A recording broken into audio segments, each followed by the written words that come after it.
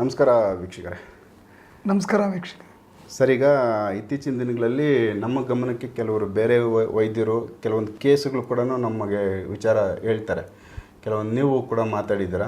ಏನಂದರೆ ಆತ್ಮಗಳು ಬಂದು ಸಾಕಷ್ಟು ವರ್ಷಗಳು ಒಬ್ಬ ವ್ಯಕ್ತಿ ಜೊತೆಲಿ ಇದ್ದಾಗ ಹೆಣ್ಣಾಗ್ಬೋದು ಇಲ್ಲ ಗಂಡಾಗ್ಬೋದು, ಅವ್ರ ಜೊತೆ ಒಂದು ಸಂಸಾರ ಮಾಡ್ಕೊತ ಲೈಫ್ ಲಾಂಗ್ ಇದ್ಬಿಡೋ ಥರ ಒಂದಷ್ಟು ಕೇಸುಗಳು. ಇದ್ರದ್ದು ತುಂಬ ಕನ್ಫ್ಯೂಸ್ ಇದೆ. ಈ ಥರ ಸಾಧ್ಯ ಇದೆಯಾ? ಏನು ಇವರೆಲ್ಲ ಹೆಂಗೆ ಸಾಧ್ಯ ಇದು ಮಾತಾಡ್ತಾರಲ್ಲ ಸುಮ್ಮನೆ ಇದು ಅಂತ ಕೆಲವೊಂದು ಕೇಸುಗಳು ಬಂದಾಗ ನಮಗೂ ಅನುಮಾನಗಳು ಶುರು ಆಗ್ತವೆ.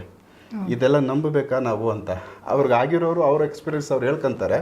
ಬಟ್ ಇದನ್ನು ನಾವು ಜನಕ್ಕೆ ತೋರಿಸಿದಾಗ ಅವರಲ್ಲೂ ಈ ಪ್ರಶ್ನೆಗಳು ಬರ್ಬೋದು. ಇದ್ರ ಬಗ್ಗೆ ನೀವೇನು ಒಂದು ಕ್ಲಾರಿಟಿ ಕೊಡ್ತೀರಾ? ಇದು ಈ ಥರ ಆತ್ಮಗಳ ಜೊತೆ ಸಂಸಾರ ಮಾಡ್ತಿರ್ತಕ್ಕಂಥದ್ದು, ಆತ್ಮಗಳ ಜೊತೆ ವಿಲೀನ ಆಗಿರ್ತಕ್ಕಂಥದ್ದು ಭಾಳ ಕ್ರಿಟಿಕಲ್. ಇದು ಕೇಸ್ ತುಂಬ ಸ್ಟ್ರಾಂಗು. ಅಷ್ಟು ಸುಲಭವಾಗಿ ಯಾರೂ ಅಷ್ಟು ಸುಲಭವಾಗಿ ಅದನ್ನು ರಿಮೂವ್ ಮಾಡೋದು ಭಾಳ ಕಷ್ಟ ಆಗ್ತದೆ. ಆ ರಿಮೂವ್ ಮಾಡೋಕ್ಕೆ ಸಾಕಷ್ಟು ಸ್ಟ್ರಗಲ್ ಬೀಳಬೇಕು. ಮನೆಯವರು ಕೂಡ ಅದಕ್ಕೆ ರೆಡಿ ಇರಬೇಕು. ನಾವು ನೋಡಿ, ಸಣ್ಣ ಪುಟ್ಟ ಆತ್ಮ ಬಂದಾಗ ನಮಗೆ ಅವ್ರು ಏನು ಕೊಡ್ತಾರೋ ಬಿಡ್ತಾರೋ, ನಾವು ಹೇಳಿದ್ದು ಕೊಡ್ತಾರೋ ಬಿಡ್ತಾರೋ ನಾವು ಮಾಡಿಕೊಟ್ಬಿಡ್ತೀವಿ. ಆದರೆ ಇದ್ರ ಜೊತೆಯಲ್ಲಿ ಸಂಸಾರ 20 ವರ್ಷ ಮಾಡಬೇಕಂದಾಗ ನಮ್ಮನ್ನು ಬೇಕಾದ್ರೆ ತೆಗೆಯಕ್ಕೆ ರೆಡಿ ಇರ್ತದೆ, ಅವ್ರನ್ನ ಬಿಟ್ಟು ಹೋಗಕ್ಕೆ ರೆಡಿ ಇಲ್ಲ. ಓಕೆ. ಯಾಕೆಂದರೆ ಈ ಥರದ್ದು ಒಂದು ಕೇಸು ಎಲ್ಲಿ ಯಾವ ಜಾಗ ಏನು ಅಂತ ಕೇಳಬೇಡಿ. ಬೆಂಗಳೂರಿನಲ್ಲಿ 22 ವರ್ಷ ಹುಡುಗಿ ಆಗಿದ್ದಾಗ ಈ ಹುಡುಗಿಗೆ ಒಂದು ಆತ್ಮ ಅಟ್ಯಾಕ್ ಆಯಿತು. ಬರ್ತಾ ಬರ್ತಾ ಬರ್ತಾ ಬರ್ತಾ ಆ ಹುಡುಗಿ ಆ ಆತ್ಮದ ಜೊತೆ ವಿಲೀನ ಆಗಿಬಿಟ್ಲು. ಬರ್ತಾ ಬರ್ತಾ ಮದುವೆ ಬೇಡ ಅನ್ನೋದು, ರಾತ್ರಿ ಹೊತ್ತು ನಿದ್ದೆ ಮಾಡಲ್ಲ, ಕೋಪ ಜಾಸ್ತಿ, ಮನೆಯಿಂದ ಈಚೆಗೆ ಬರಲ್ಲ, ಗಂಡಸರನ್ನ ಮಾತಾಡಲ್ಲ. ಆದ್ರೆ ಇವತ್ತೂ ಒಂದು 50% ನಾನು ಅಟೆಂಡ್ ಮಾಡಿದ್ದೀನಿ. ಇನ್ನು 50% ಯಾಕೆ ಮಾಡಿಲ್ಲ ಅಂದರೆ ಅವ್ರು ಅದನ್ನು ಮಾಡಿಸೋದಕ್ಕೆ ಅವ್ರ ಮುಂದೆ ಬರಲಿಲ್ಲ. ಯಾಕೆ ಕೇಳ್ತಾ ಇದ್ದೀನಿ ಅಂದರೆ, ಕೇಳಿಸ್ಕೊಳ್ಳಿ. ಈಗ ಆ ಹೆಣ್ಮಗಳು 18 ವರ್ಷ 17 ವರ್ಷ ಗಂಡಸರುಗಳ ಹತ್ರ ಜಾಸ್ತಿ ಮಾತಾಡ್ತಾ ಇರಲಿಲ್ಲ. ಕೆಳಗಡೆ ತಾಯಿಯವರು ತರಕಾರಿ ತಗೊಂಬಮ್ಮ, ಕೆಳಗಡೆ ಗಾಡಿ ಬಂದೈತೆ ಅಂತ ಕರೆದ್ರೆ ಆ ಗೇಟ್ನಿಂದ ಆಚೆ ಕಡೆ ಕಾಲಿಕ್ತಾರೆ, ಮನೆ ಮೇಲ್ಗಡೆಯಿಂದ. ಆಚೆ ಕಡೆ ಏನಕ್ಕೆ ಹೋಗ್ತಾ ಇದೆ, ಅಲ್ಲೆಲ್ಲ ಗಂಡಸರಿದ್ದಾರೆ ಅಂತ ವಾಯ್ಸ್ ಬರ್ತದೆ. ಇವಳು ಹಂಗೆ ಅವ್ರಿಗೆ ಕೇಳುತ್ತೆ. ಇವರು ವಾಪಸ್ ಕಾಲಿಗೆ ಹೋಗ್ತಾರೆ. ನಾನು ಹೋಗಲ್ಲ, ನೀನೇ ಹೋಗಿ ತರಕಾರಿ ತಗೊಂಡು ಅಂತ ತಾಯಿಗೆ ಹೇಳ್ತಾರೆ. ಕೊನೆಗೆ ಅವ್ರು ಬೆಳಗ್ಗೆ ನಾಷ್ಟ ಮಾಡೋಕ್ಕೆ, ಸ್ನಾನ ಮಾಡೋಕ್ಕೆ ಇಳಿದು ಬರ್ತಾರೆ, ಟಿಫನ್ ಮಾಡ್ತಾರೆ, ತಿರ್ಗಾ ಹೋಗಿ ಮೇಲ್ಗಡೆ ಸೇರ್ಕೋತಾರೆ. ಇನ್ನು ಮಿಕ್ಕಿದ ಮನೇಲಿ ಸಣ್ಣ ಪುಟ್ಟ ಕೆಲಸ ಇದ್ರೆ ಮಾಡಿಕೊಟ್ಕೊಂಡು ಬ್ಯಾಲೆನ್ಸ್ ಮಾಡ್ಕೊಂಡು ಮೇಲ್ಗಡೆ ಹೋಗ್ತಿರ್ತಾರೆ. ಇದು ನೋಡಿ ನೋಡಿ ಅಲ್ಲಿ ಇಲ್ಲಿ ಸ್ವಾಮೀಜಿಗಳು, ಡಾಕ್ಟ್ರುಗಳು ಅವರು ಇರುತ್ತೆ ಕೇಳಿ ಲಾಸ್ಟಲ್ಲಿ ಯಾವುದೋ ತುಂಬ ಒಂದು ಒಳ್ಳೆ ಆಫೀಸರ್ ಕಡೆಯಿಂದ ನನಗೆ ಇಂಟ್ರೊಡ್ಯೂಸ್ ಆಗ್ತಾರೆ. ಈ ಕೇಸ್ ಆಮೇಲೆ ನಿಮ್ಗೆ ಅವ್ರೇನು ಮಾಡಿದ್ರು, ಸರಿ ಆಯಿತು ನೋಡೋಣ. ಅವರು ಡೈರೆಕ್ಟ್ ನನಗೆ ನಂಬರ್ ಕೊಟ್ಬಿಟ್ರು. ಸರ್, ನಮ್ಮ ತಂಗಿದ್ದು ಮಾತಾಡಿ ನೀವು. ನಾನೇನು ಮಾಡಿದೆ, ಫೋನ್ ಮಾಡಿದ್ರೆ ಫೋನ್ ಎತ್ಕೊಂಡು ಯಾರ್ರೀ ನೀವು ಅಂತ ಕೇಳಿದ್ರು. ಇಲ್ಲಮ್ಮ, ನಾನು ಗುರೂಜಿ ಅಂದೆ. ಆ ಗುರೂಜಿನ ಏನು ಕೆಲಸ, ನಿಮ್ಗೆ ಯಾರು ನಂಬರ್ ಕೊಟ್ಟಿದ್ದು? ಇಲ್ಲ, ನಿಮ್ಮ ಮನೆ ವಾಸ್ತು ಸರಿ ಇಲ್ವಂತೆ, ನಮ್ಮ ತಂಗಿದ ಮದುವೆ ಆಯ್ತಿಲ್ಲ, ಅದಕ್ಕೋಸ್ಕರ ವಾಸ್ತು ನೋಡಬೇಕಾಗಿತ್ತು ಅಂದರು. ನಾನು ಬರೋನಿದ್ದೆ, ನಿಮ್ಮ ಅಣ್ಣವ್ರಿಲ್ಲ, ನಾನು ನಿಮ್ಮ ಮನೆ ತಗೋ ಬರ್ಬೇಕು ಅಂದ್ಕೊಂಡಿದ್ದಮ್ಮ ಅಂತಂದೆ. ಸರಿ ಆಯಿತು, ಏನು ಇಲ್ಲ ವಾಸ್ತು ನೋಡೋಣ, ಸರಿ. ಈಗ ಮದುವೆ ಆಗಿಲ್ವಲ್ಲ ಅಂತ. ಹೌದು, ಮದುವೆ ಆಗಿಲ್ಲ. ಯಾಕಮ್ಮ ಮದುವೆ ಆಗ್ತಾ ಇಲ್ಲ ಅಂತ ಕೇಳಿದ್ರೆ ಅವ್ರ ಬಾಯಲ್ಲಿ ಬಂದಿದ್ದು ಉತ್ತರ, ನಮ್ಮ ಯಜಮಾನರು ಫ್ರೀ ಇಲ್ಲ, ಅದಕ್ಕೋಸ್ಕರ ನಾನು ಮದುವೆ ಆಯ್ತಾ ಇಲ್ಲ. ಫ್ರೀ ಇಲ್ಲ ನಮ್ಮ ಯಜಮಾನರು ಅಂದರೆ 18 ವರ್ಷ ಫ್ರೀ ಇಲ್ವಾ? ಓಕೆ. ಅಂದರೆ ಯಜಮಾನರು ಅಂತ ಅವ್ರ ತಲೆಯಲ್ಲಿ ಹೋಗಿದೆ ಅಂದರೆ ನಾನು ಮದುವೆ ಆಗಿದ್ದೀನಿ, ನಮ್ಮ ಯಜಮಾನರು ಇದ್ದಾರೆ ಅನ್ನೋ ಕಲ್ಪನೆ ಮದುವೆ ತಲೆ ಕೂತ್ಕೊಂಡ್ಬಿಟ್ಟಿದೆ. ನಮ್ಮ ಯಜಮಾನರು ಫ್ರೀ ಇಲ್ಲ ಅಂದರು. ಅದೇನಮ್ಮ ಯಜಮಾನರು ಫ್ರೀ ಇಲ್ಲ ಅಂದರೆ ಈ ತಿಂಗಳೆಲ್ಲ ಬರೋ ತಿಂಗಳು. ಇಷ್ಟು ವರ್ಷ ಮದುವೆ ಆಗದಿರೋದಕ್ಕೆ ಕಾರಣ ಏನಿಲ್ಲ, ಅವರು ಫ್ರೀ ಇಲ್ಲ. ಅದಕ್ಕೆ ಅವನು ಯಾವನು ಬೋಳಿ ಮಗ, ನಾನು ಕರೆಸ್ತೀನಿ, ನಾನು ನಿನಗೆ ಗಂಡನ್ನ ನಾನು ನೋಡ್ಕೊಂಬತ್ತೀನಿ, ನಿಮ್ಮ ಅಣ್ಣನಿಗೂ ಒಪ್ಪಿಸ್ತೀನಿ, ನಿಮ್ಮ ತಂದೆಗೂ ಒಪ್ಪಿಸ್ತೀನಿ, ತಾಯಿಗೂ ಒಪ್ಪಿಸ್ತೀನಿ, ನೀನು ಮದುವೆ ಆಗಬೇಕು. ನಾಳೆ ಸಾಯಂಕಾಲ ತನಕ ಟೈಮ್ ಕೊಡ್ತಾಯಿದ್ದೀನಿ, ಇಲ್ಲ ಅಂದರೆ ನಾನು ಹುಡುಗನ ಕರ್ಕೊಂಬತ್ತೀನಿ ಅಂತ ಅಂದಮೇಲೆ ಅಮ್ಮ ಆಯಿತು ನಮ್ಮ ಯಜಮಾನ್ರಿಗೆ ಹೇಳ್ತೀನಿ ಫೋನ್ ಮಾಡಿ ಹೇಳ್ತೀನಿ ಅಂತ ಫೋನಲ್ಲ ಹೇಳ್ತೀನಿ ಅಂದರು. ಸರಿ ಸುಮ್ಮನಾಗ್ಬಿಟ್ಟೆ. ತಿರ್ಗಾ ಸಾಯಂಕಾಲ 4 ಗಂಟೆ ಮೇಲೆ ಫೋನ್ ಮಾಡಿದೆ. ಫೋನ್ ಮಾಡಿದ್ರೆ ಫೋನ್ ಎತ್ಕೊಂಡ್ರು. ನಿಮ್ಮ ಯಜಮಾನ್ರು ಬಂದಿದ್ರೇನಮ್ಮ ಅಂದರು. ನೀವು ಫೋನ್ ಕಟ್ ಮಾಡಿದ ತಕ್ಷಣ ಅವರು ಮಾತಾಡಿದ್ರು. ಬಂದ್ರ ಮನೆಗೆ ಅಂದೆ. ಇಲ್ಲ ಈ ಕಿವಿಲಿ ಮಾತಾಡಿದ್ರು. ನನಗೆ ಶಾಕ್ ಆಯಿತು. ಅಂದರೆ ಒಂದು ಆತ್ಮ ಮನುಷ್ಯನ ಕಿವಿಲಿ ಬಂದು ಪ್ರಚೋದನೆ ಮಾಡ್ತಕ್ಕಂಥದ್ದು, ಮಾತಾಡ್ತಕ್ಕಂಥದ್ದು ನನಗೆ ಆ ಕೇಸಿಂದ ನನಗೆ ಮನವರಿಕೆ ಆಯಿತು. ಇವತ್ತು ಆ ಥರದ್ದು ಒಂದು 10 ಕೇಸ್ ನನ್ನ ಕೈ ಬಂದಿದೆ. ಈಗ ಕೊನೆಗೇನಾಯಿತು, ಮಾತಾಡಿದ್ರು, ಎಲ್ಲ ಮಾತಾಡಿದ್ರು. ಏನು ಹೇಳಿದ್ರಮ್ಮ, ಏನು ಮದುವೆ ಆಯ್ತಾರಂತ? ಇಲ್ಲ ಗುರುಗಳೆಲ್ಲ ನಮ್ಮ ಯಜಮಾನ್ರು ಏನು ಹೇಳಿದ್ರು ಅಂದರೆ, ಅವರು ಇವ್ರನ್ನ ಕರ್ಕೊಂಡು ಮದುವೆ ಮಾಡಿಸೋದು ಬೇಡ, ಸಾಧ್ಯವಾದರೆ ನಿಮ್ಮ ಗುರುಜಿ ಮದುವೆ ಆಯ್ತಾನ ಕೇಳು ಅಂತ. ನಾವಿದಕ್ಕೆ ಏನು ಹೇಳಬೇಕು?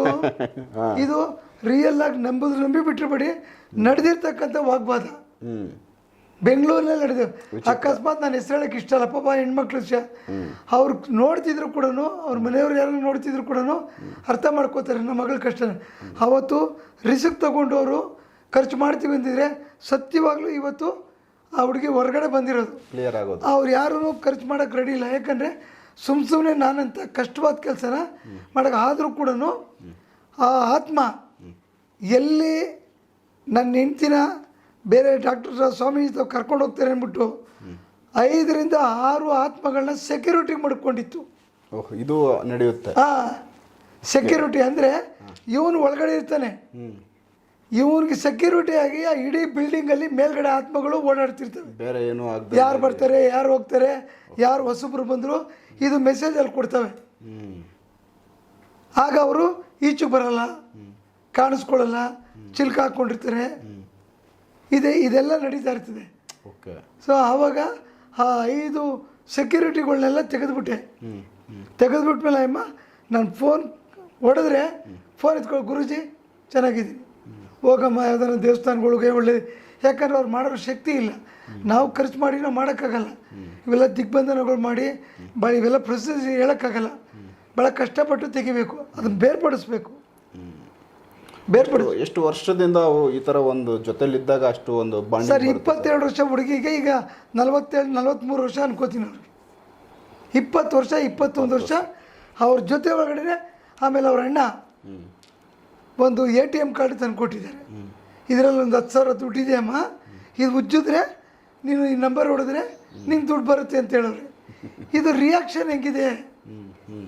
ಕೆಳಗಡೆ ಮನೆ ಒಳಗಡೆ ಕರೆದು ಕಾರ್ಡ್ ಕೊಟ್ಟು ನೀನೆಲ್ಲ ಮಾರ್ಕೆಟ್ಗೆ ಹೋದಾಗ ಖರ್ಚು ಮಾಡೋದು.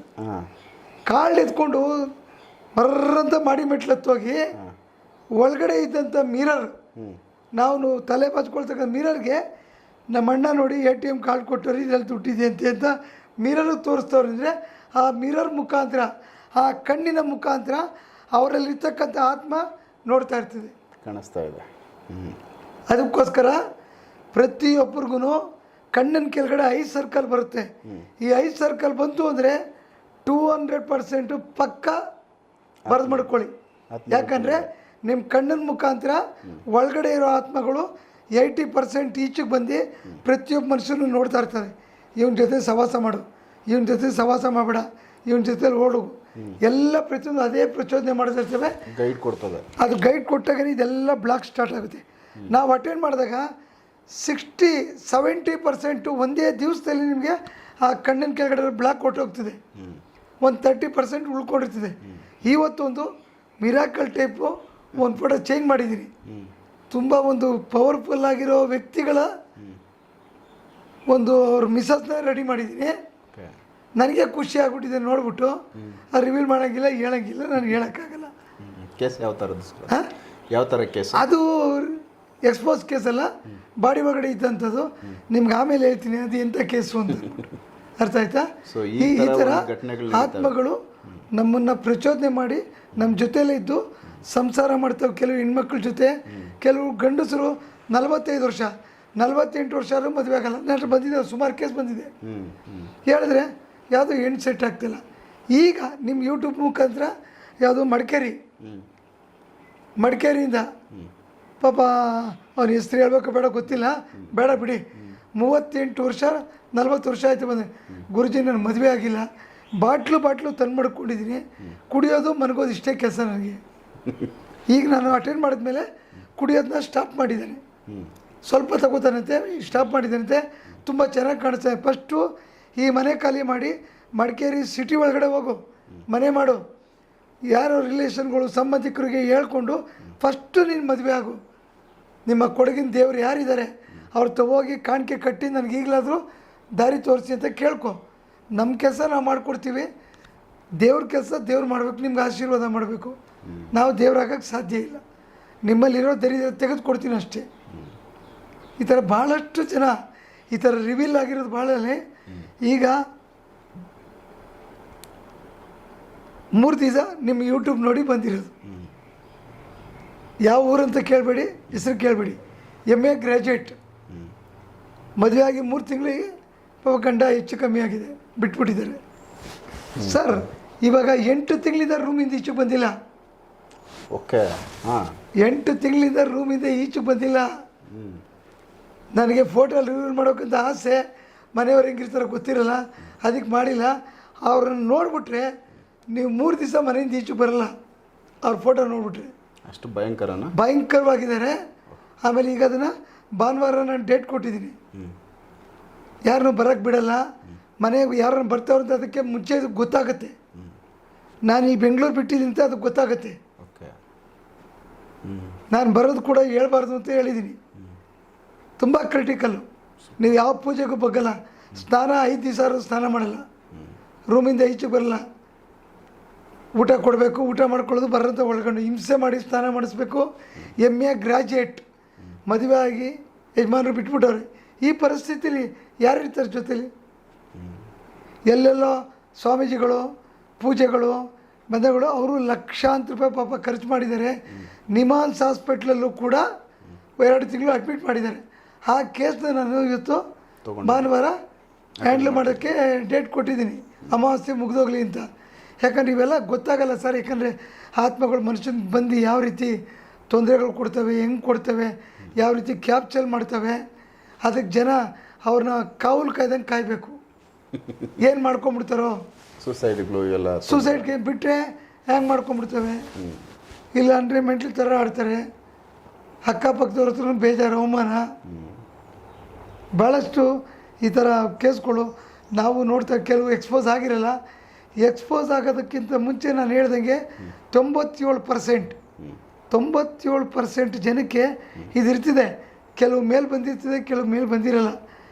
ಬಂದಿಲ್ಲ ಅಂದ ತಕ್ಷಣ ಲಾಸ್ ಆಗೋದು, ಕಳ್ಕೊಳ್ಳೋದು, ಮಾಡೋದು ಪ್ರತಿಯೊಂದು ನಿಮ್ಮ ಜೀವನದಲ್ಲಿ ನಡೀತಾನೇ ಇರ್ತಿದೆ. ಆವಾಗ ನೀವು ಹುಷಾರಾಗ್ಬಿಡ್ಬೇಕು. ಓಕೆ, ಅಂದರೆ ಈಗ ನಾವು ಸಬ್ಜೆಕ್ಟ್ ಏನಂದರೆ ಈಗ ಆತ್ಮಗಳು ಕೂಡ ಸಂಸಾರ ಮಾಡ್ತವೆ ಮನುಷ್ಯರ ಜೊತೆಯಲ್ಲಿ, ಮೇನ್ ಆಗಿ ಇದು ಸತ್ಯ ಅಂತ ಆಯಿತು. ಈಗ ನಿಮ್ಮ ಒಂದು ಅನುಭವದಲ್ಲಿ ನೀವು ಕೆಲವೊಂದು ಹ್ಯಾಂಡಲ್ ಮಾಡಿರೋ ಕೇಸುಗಳಲ್ಲಿ ಇದು ಐತೆ, ನಿಜ ಐತೆ, ನಡೀತಾ ಇದೆ. ಕೆಲವ್ರಿಗೆ ಯಾರು ವೀಕ್ ಮೈಂಡ್ ಇರ್ತಾರೆ ಅಂಥವ್ರಿಗೆ ಇದು ಎಫೆಕ್ಟ್ ಆಗೈತೆ. ನಿಮ್ಗೆ ಲಾಸ್ಟು 3rd ಎಪಿಸೋಡಲ್ಲಿ ಹೇಳಿದ್ದೀನಿ. ಬಟ್ ಆದರೂ ಕೂಡ ಇದ್ರ ಬಗ್ಗೆ ಇದು ಇನ್ನೂ ಕರೆಕ್ಟಾಗಿ ಸತ್ಯ ಇದೆಯಾ ಇಲ್ಲ ಅನ್ನೋದು ಇನ್ನೂ ಕನ್ಫ್ಯೂಸ್ ಇದೆ ಕೆಲವ್ರಿಗೆ. ಹಾಗಾಗಿ ಒಂದಷ್ಟು ಇನ್ನೊಂದು ಅದ್ರ ಬಗ್ಗೆ ಮಾತಾಡಿ ಕ್ಲಿಯರಿಟಿ ಕೊಡೋಕ್ಕೋಸ್ಕರ ಇದು ಮಾತಾಡ್ಸಿದ್ದು. ಬಟ್ ನಿಮ್ಮ ಅನುಭವದ ಪ್ರಕಾರ ಇದು ಸತ್ಯ? ಹೌದು, ಖಂಡಿತವಾಗಿ. ಯಾಕಂದರೆ ನಾವು ಲೈವಲ್ಲಿ ನೋಡಿರೋದ್ರಿಂದ, ನಾವು ಮಾತಾಡೋದ್ರಿಂದ ಇವತ್ತೂ ಪಾಪ ಸಿಂಗಲ್ಲಾಗೇ ಇದ್ದಾರೆ, ಮ್ಯಾರೇಜ್ ಆಗಿಲ್ಲ,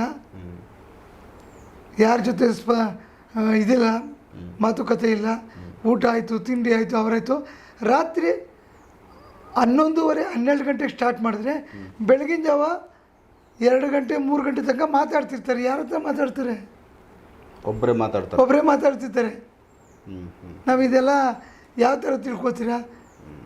ಜನ ನೋಡಿದವ್ರು ಏನಂತಾರೆ, ಯಾರೋ ಮೆಂಟ್ಲಾಗ್ಬಿಟ್ಟಿದ್ದಾರೆ, ಮೆಂಟಲ್ ಹಾಸ್ಪಿಟ್ಲಿಗೆ ಸೇರಿಸ್ಬೇಕಂದ್ರೆ ನಮಗೆ ಗೊತ್ತು ಅದೇನಂತ.